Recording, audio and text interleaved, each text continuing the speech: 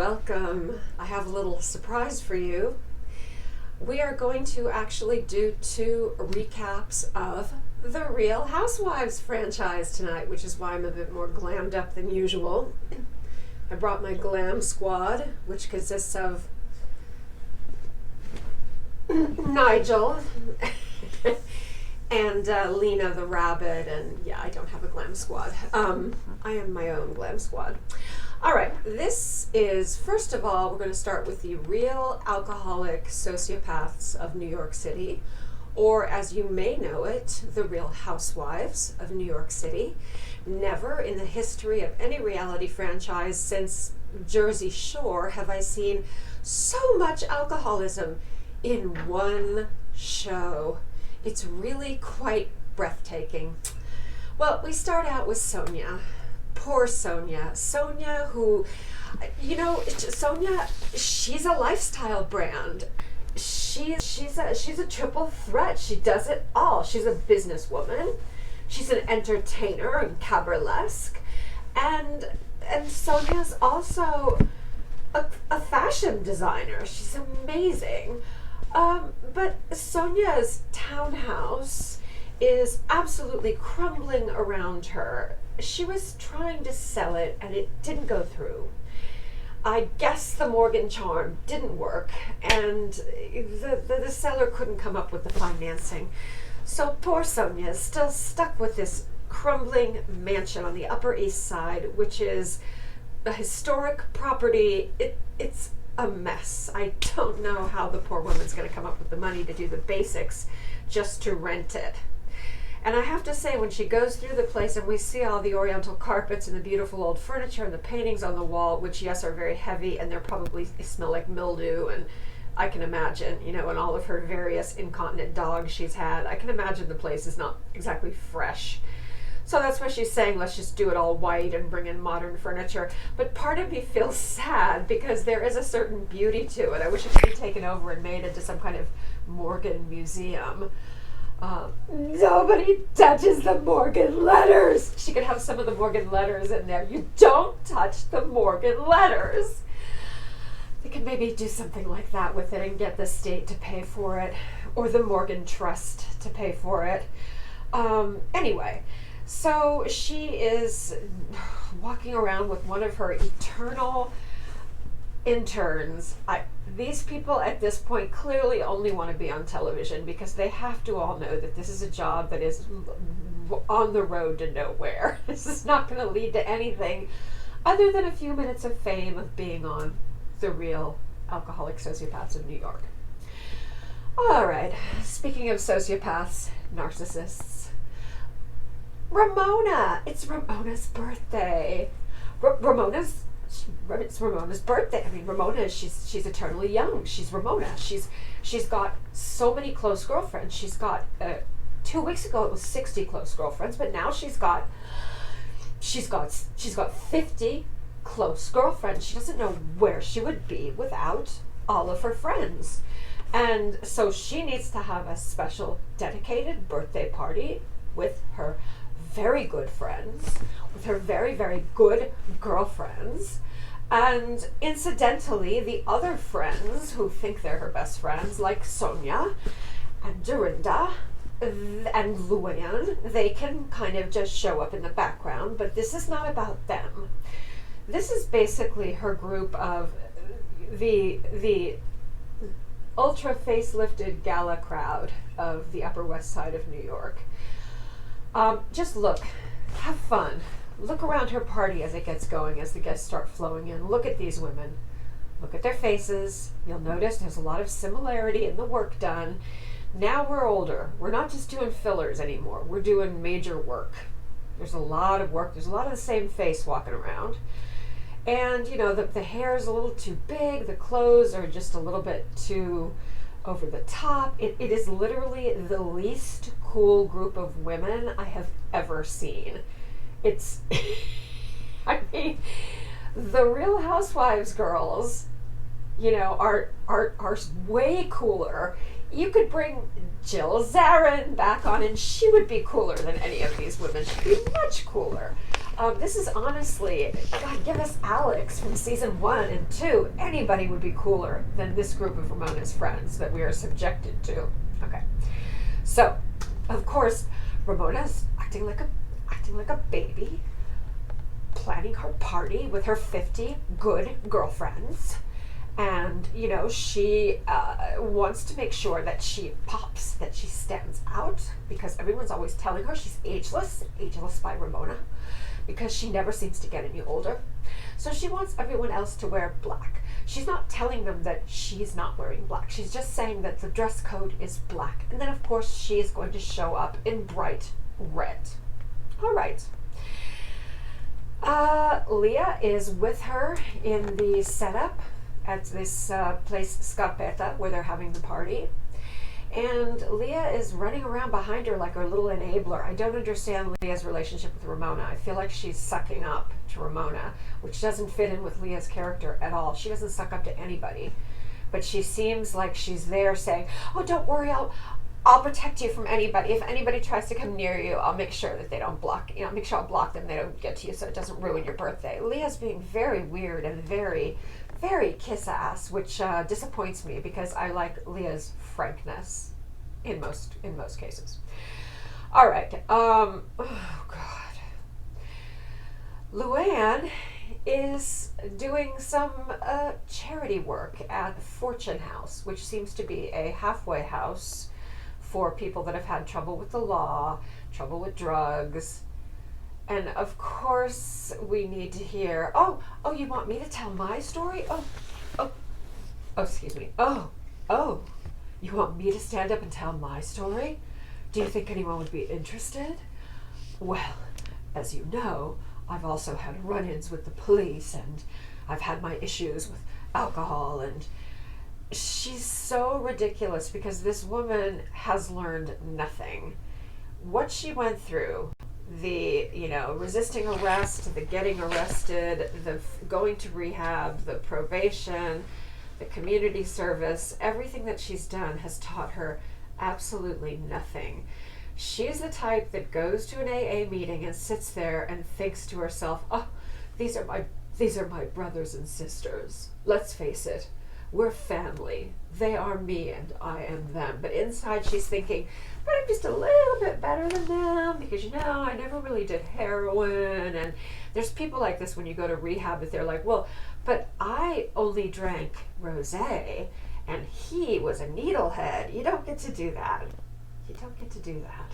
You don't get to say, well, my addiction was, I don't care if your addiction is sex, gambling, shopping, whatever, you're an addict. It's a level playing field.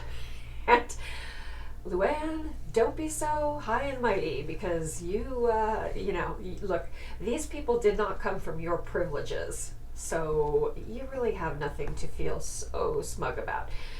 All right, she brought in the LuAnn tears. The LuAnn tears come from a very deep place. They're very profound. And so we had the LuAnn tears when other people were talking about where they had been. And she has to say how she feels like they're all family. And I would love to see what would happen if one of them said, could I have your phone number so that if I needed someone to talk to, I could call you? She'd be like, new phone, who dis? She would never help someone on that level. She'll help people on TV when the cameras are rolling, but yeah. And then finally I would say, rather than going out there and saying, look, I don't have to do this anymore. I'm not on probation. I'm a cabaret star. So now that I'm a cabaret star, if I do anything like this, it's strictly from the goodness of my heart. Oh, and the best part is she brings Sonia.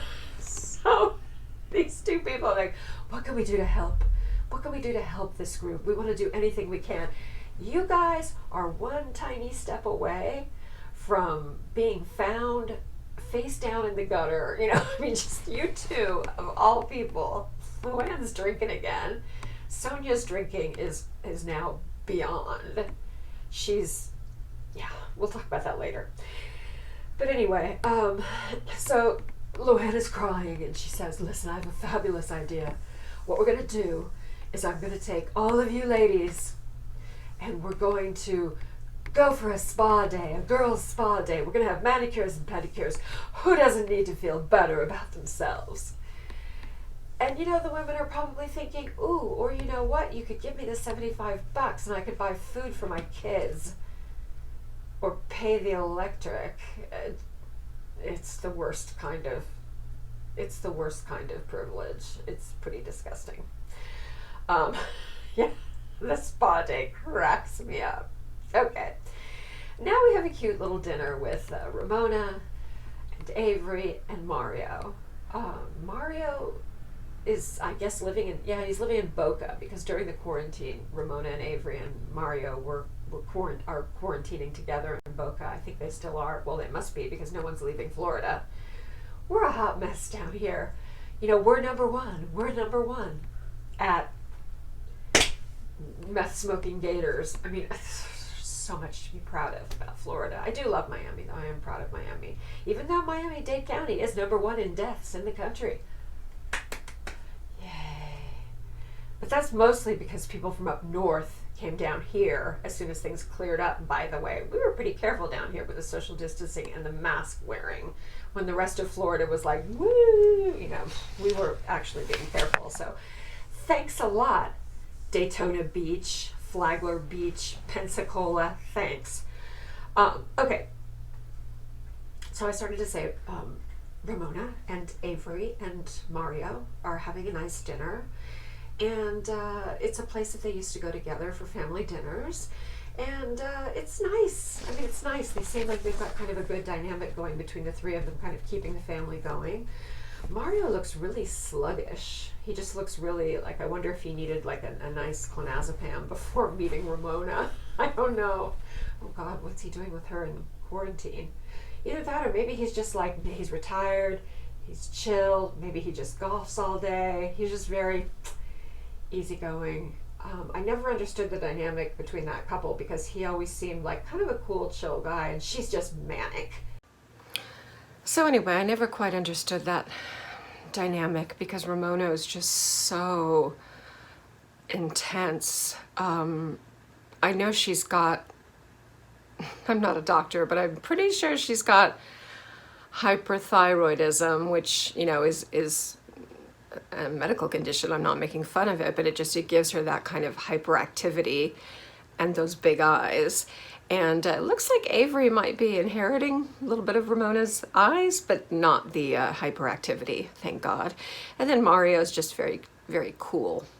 So I do admire the way they've managed to, I don't know if it's, actually, no, it's not just for television because we know she went down to visit him with Avery to stay in his condo in Boca, and they stayed there for the whole quarantine, and they were cooking and they were making videos, you know, and it was quite cute. It was quite nice.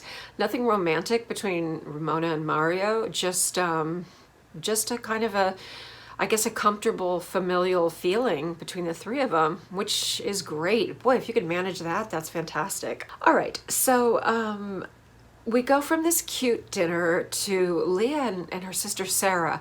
I don't want to see Sarah on the show. Get her off the show. I don't know what it is about her. She bothers me. I don't trust anyone that has long, straight hair with bangs.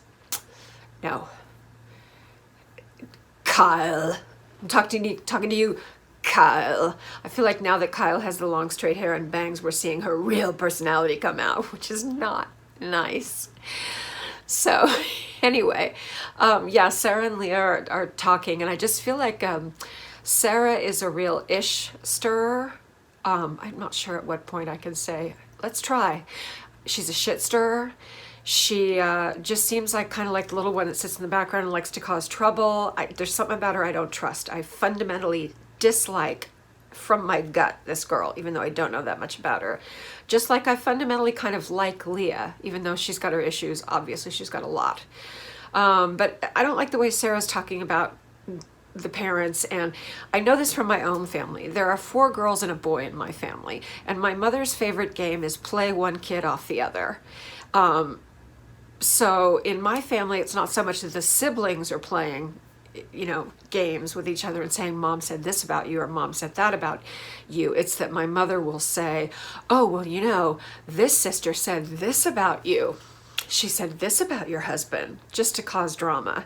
And then later, half the time, you'll find that she took it out of context, or, you know, she's 90 years old and she's a work in progress. She's amazing. She's exciting. She was a jet setter. She was a great beauty. She gave me an amazing life, and she raised me to expect to go around the world. She started me traveling around the world to see amazing places, to understand the finer things of life, and to have an incredible education and speak many languages. I owe her so much. And she always told me, you can do anything you want to do. Anything.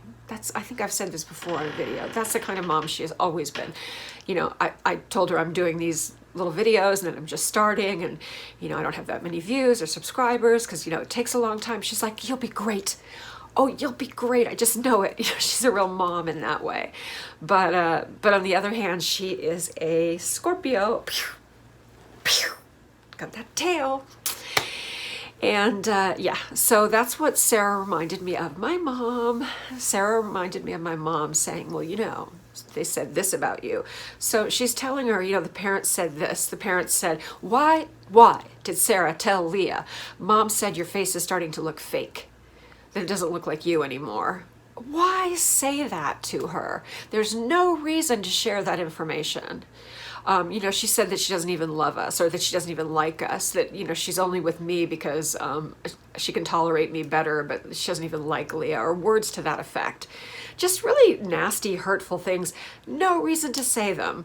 So I don't believe for a second that Sarah is like, oh, I really have Leah's best interest in my heart. Why say that stuff? She's just a little troublemaker, and I don't want her on the show. And I would rather have, a million times rather have Elise on the show, who's not that exciting, but who sometimes is interesting, and who at least is a more sincere person. No, Sarah, bad. Get out. I hope we don't have to see too much of her. They need to get her out of there. Oh, and by the way, she also has a really unforgivable quality. Her voice is like this. She's got a really boring voice. If you have a boring voice, get the F out of here. I don't want anything to do with you. She's got that really boring voice. So, ugh. All right. Okay, so... Oh, by the way, during this whole scene, Sarah seems a little drunk to me. Or on some kind of medication, maybe? She seems a little bit... I'm not sure. That might just be her personality and her voice. But anyway, just saying. Okay, now we have... Leah is now with Dorinda. Leah, America's best friend. Somehow she's kind of going from person to person to person to person, being like, hey, I'm your best buddy. I'm your closest friend. You know, which is interesting. I guess she's trying to feel her way through the group, but yeah, it's a little bit odd. So right now she's getting along very well with Dorinda, and they are talking about how recently Sonia was thrown out of a gay piano bar.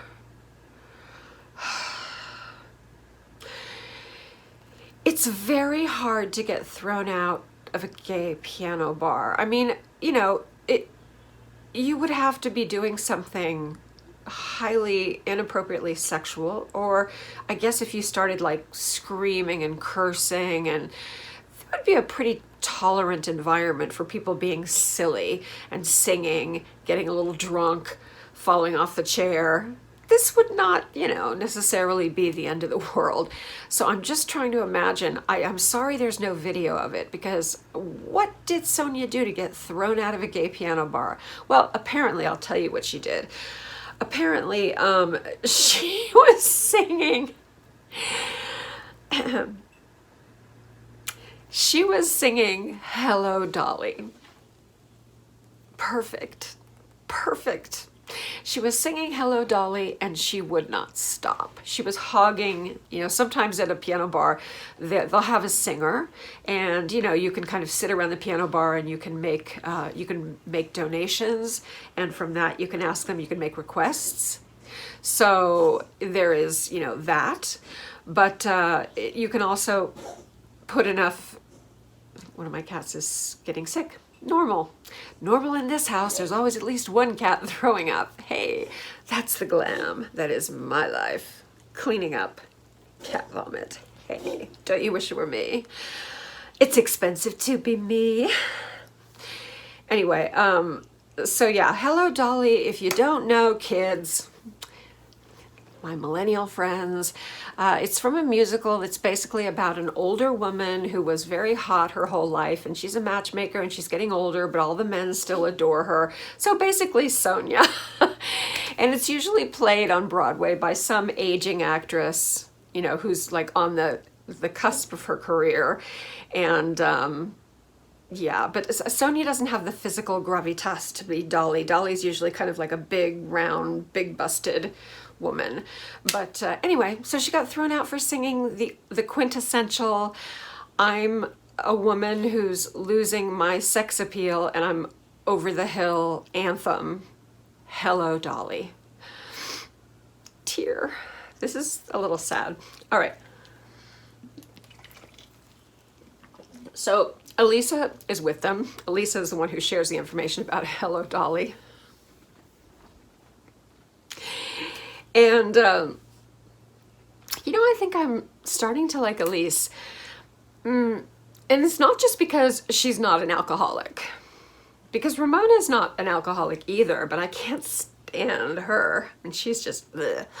And I never liked Ramona from the moment I laid eyes on that woman. And I have watched this show from season 1. I'm kind of a walking encyclopedia of Real Housewives of New York. Never been a fan of Ramona.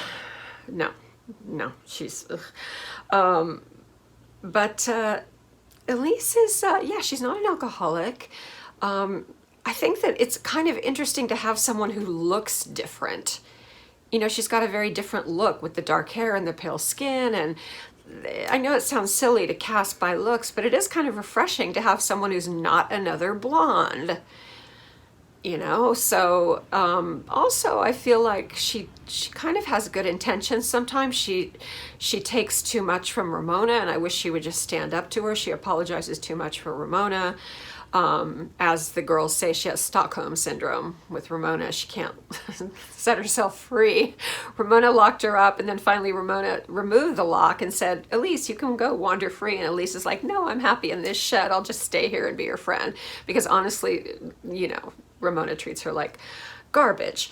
But there is something, I like the way Elise carries herself. She reminds me of this kind of, you know, a real wealthy housewife in New York who would not be on the fringes, who would not be extreme, who would not be over the top, but who would be someone with a little, dare I say, class, a little elegance, educated, well-spoken. I find her very refreshing. So I'm a big fan of her being on the show. Does she deserve a golden apple? Maybe not, but I definitely hope she stays on as a friend for, let's see her for this season and another season and see what happens. She might not be exciting enough to get the coveted golden apple, but we'll see. Okay. Oh yeah, that's where I got the Stockholm syndrome from, because she's always saying that, you know, Elisa saying, you know, that Ramona means well, she means well. And Dorinda is the one who says, oh, you have Stockholm syndrome, honey. You need to get away. You need to distance yourself a little from Ramona because she's treating you like garbage. Okay. All right. So now we get to the party, which is all these, you know, super face pulled, poofy haired, they kind of look like those old dolls from like the 30s. Yeah, those kind of creepy old dolls that the faces were made out of like porcelain, and they had those kind of glass eyes with the plastic lashes that would come down, because that's about all that moves on their face. And even the hair is like doll hair on a lot of them. It's not the coolest crowd you will ever find. Let's put it that way. It's Upper West Side. It's Upper West Side and Upper East Side. Yeah, this is a not suitable for downtown crowd, that's for sure. Now I have to say, Ramona herself looks really fresh and pretty. You will never hear me say Ramona is not an attractive woman who is aging very well. Ramona is now in her 60s, and she, early 60s, and she really does look amazing. And I can't see a lot of work on her face. I really do feel like, I mean, I know she does some little procedures, definitely, but nothing major. She hasn't done anything major yet, which I think is kind of incredible. She looks quite good. And she looks really, really pretty in the red, kind of cool red, red with a little blue in it dress that she picks. I love it. I actually really like the look. So that was her whole shtick, was that everyone was going to be in black and she was going to be in red. And her sister's there, and her sister's adorable. Her sister looks like her. Her sister seems pretty normal. And yeah, it's nice to see. Nice to see the sister, and they're definitely very similar. So there's, you know, there's good genes in that family. They might be crazy and alcoholics and whatever from what she was talking about her parents. But at least, yeah, Ramona and her sister looking pretty good. Okay, these are not good girlfriends. She keeps saying, oh, these are my good girlfriends. These are my good girlfriends. Look, I'm blessed to have 50 good girlfriends. Remember, again, it was 60 a few weeks ago. I guess 10 didn't make it because somehow now it's 50. I'm very blessed. I'm very blessed to have 50 good girlfriends. And not a lot of people can say that in this town. And I think that the others are just jealous. So she's, you know, very excited about that. But what does she have in common with these matrons? She doesn't live their life. She's not the gala lady. She's not wealthy enough. I mean, she's got money, but she's not wealthy enough to be on that level where you're, you know, giving all your money to the Met and various, you know, the New York City Ballet. She's not in that. She's not on that level. She's below that level. But she's really trying to push her way up to that level, but you don't. You don't. You either are born into that top level in New York or you marry into it. So anyway, but these women, they're never going to be there for her. Never. If she's having one of those things where she's melting down and saying, you know, I'm afraid to be alone, I feel like no one loves me, unless the camera's rolling, they're not going to be there for her. None of these people. Women like this, when you go down, they disappear. All right, so Leah shows up looking hot. She's wearing a sheer dress, which is where the name of the episode comes from. That's how desperate they're getting for good episode names this season, apparently. She's by no means the centerpiece of the show, but anyway, sheer madness because of her sheer dress. That's all I can think of. But it's got a leotard under it. It's very pretty. Okay. Sonia is already smashed, and you know, it's not funny as we used to say back in the old days. You're not cute, you're not funny, and we're not laughing. After a while, this behavior becomes so tedious, and yeah, that's poor Sonia. You just really want to give her a hug, but the level of drinking, which she's not that good of an actress. I don't think it's fake. This is really her that drunk and getting sick and falling over. And, you know, Leah, I think, hams it up a little. I think that she's a little bit, I think that she really does get hammered, but I think that Leah also plays it up for the cameras, let's say. But Sonia, oh, Sonia and Dorinda, those two, when they're drunk, they're drunk. Oh, God. Ramona continues to make a shit show out of how every one of these women is her best friend. And then she starts going to the close-up group, you know, that's the other housewives saying, yeah, no, you are. You're my BF. You're my BFF. You're, you know, she's kind of trying to go around and hug everyone and try and get them back into her good graces. And Leah gets drunker and drunker and drunker.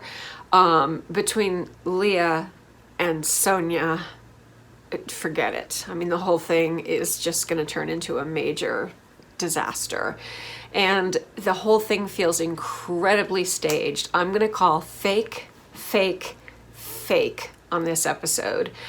When they start flopping all over and jumping up on tables, and you have Sonia stomping on glass trays on tables to break the glass. No. And then shots of the horrified matrons who are all donors at the Met and the Guggenheim, and it just, no, I don't buy it. I think it's completely fabricated, and I don't like that. Are you listening, Andy Cohen? Please give us some real. You can create fake drama, but don't create an entirely fake scenario. And this party feels like an entirely fake scenario. Nothing is learned. There's no resolution between any of the characters. There's no important dialogue. It's basically just, let's embarrass Ramona in front of her posh friends because we're her real girls, we're her ride or die girls, and we're all hot messes. So it's pretty hard. Dorinda shows up. She's looking very pretty. I love her jacket. She's looking quite nice. LuAnn always looks pretty, but don't wear that color. I don't know how to call that color, sort of like a rusty maroon, but it's not a good color on her. But it's interesting that I think other than Ramona and Sonia, she's the only one that is not wearing black. Of course, Sonia isn't gonna wear, she's Sonia Morgan. She's a lifestyle brand. She's gonna wear Sonia by Sonia Morgan. She's gonna wear one of her own dresses, and it looks like a kind of like a, it's, I've seen the dress in many places. She's going to China and basically picking out dresses that are already made and that are showing up in other lines. This is not original designs by Sonia, you know that. But the dress looks pretty on her. She's voluptuous, she's a little more full-figured now, but she looks cute in it. She's drunker than a skunk, and she's, absolutely bashing this elegant restaurant and doing everything she can to destroy Ramona's party, which I'm not mad at that, actually. Okay, and then Dorinda invites everybody to Cancun for a girls' weekend. Do you think there'll be any alcohol there? Do you think there'll be any, I don't know, tequila? And Cancun, ugh, who goes to Cancun? That is such a gross place. It's just, I mean, it's not that it's gross, but why go out of the country to go to Miami Beach? And frankly, Miami Beach is nicer. I'm not a fan, you can tell. The only reason to go to Cancun is to go to the ruins at Chichen Itza, which are amazing. But I mean, that whole Riviera Maya is over. Sorry to say that. I know it's still very popular and everyone goes to Tulum, but I remember back in my day when Tulum was a deserted beach with the ruins up on the cliff, and everyone always says that. Why is it that travelers always, when they get older, they always have to say that? They always have to say, oh, you should have seen Chichen Itza and Tulum in 1990. You should have seen it then. It was amazing. Ugh, we get really boring, don't we? But it's true. It's true. Anyway, yeah, no, Cancun is not a place I would ever go. I feel like if you gave me a trip to Cancun, I would give it to someone who really wanted to go there. That's how much I dislike it. In the same way I dislike Las Vegas and Disneyland, because it's basically a place where you're going to meet a lot of Americans. And in the case of Vegas and Cancun, all the Americans are going to be drunk. And no, I'm sorry, no. If a place has a Tequila Willie's or a Senor Frogs or any of those places that are specifically made for Americans to go, like, drink tequila out of between some girl's cleavage, yeah, no, not for me. I like a good time. I like a wild party, but nah, a little bit more upscale is more my speed. Either that or something really just funky that's like someplace in the middle of nowhere and there's some random party in some village in India, but everyone's really nice and really into it, and that's fun. That's my idea of a good time. But not Cancun. Okay, so for some reason now Ramona is fake crying about her 50 good girlfriends, about her 50 good girlfriends. She's blessed. She's blessed to have 50 good girlfriends. And I don't know why she's crying. She's moved. She's making a speech, I guess. At least she does try to kind of acknowledge that Sonia is her actual best friend, but she sure doesn't treat her like it. Okay, so Dorinda is worried about Sonia. She's worried about her drinking. Isn't that cute? That's adorable because Dorinda's a big drinker, that gal. And again, that's not acting. That's not acting. Okay, so now Sonia is absolutely losing it. Her lifestyle brand is becoming a lifestyle in the gutter. It gets worse and worse and worse. And now suddenly Leah is pretending to have, she's mounting Dorinda, and then LuAnn is joining in, and they're trying to make some sort of fake mime of a train. I don't know. It's awful. And Elise joins in, and this is so fake. This is to horrify the friends. This is so all the, the matrons will be like, oh my goodness, oh my, it's so not cute. Ramona tries to make them stop, and then finally she tells the producers, shut it down now. She's like, no, this is it. My beautiful party's been ruined. What did you think would happen if you tried to mix your 50 good girlfriends from the high echelons of Manhattan society, although these are not probably from the highest echelons, with your actual close girlfriends who are kind of hot messes? And maybe you know them mostly through the show, but the fact is you are close to them. You have gone through a lot with them. And there's a lot of alcoholism in this group. So, yeah. So after the breaking of the glass and the smashing and the miming of the sex acts, the party is called to a halt, and we can only imagine what thrills and excitement and beautiful moments await us in Cancun, which is trashy anyway. So I'm sure it's really going to bring out the best in them. I can't wait. So I'll do it again next week. If you guys seem interested, I will continue. Thank you very much for joining me. We'll see, like I said, we'll see how it goes. I love doing my recaps. I didn't get a chance to do my Dorinda impression this week because she wasn't really doing a lot of talking for a change, but all of those are a work in progress. However, I have seen this show for so long and watched so many episodes that I would have to be brain dead not to be able to, in some way, imitate the inflection of these women's voices, even if I'm, I can't get it exactly.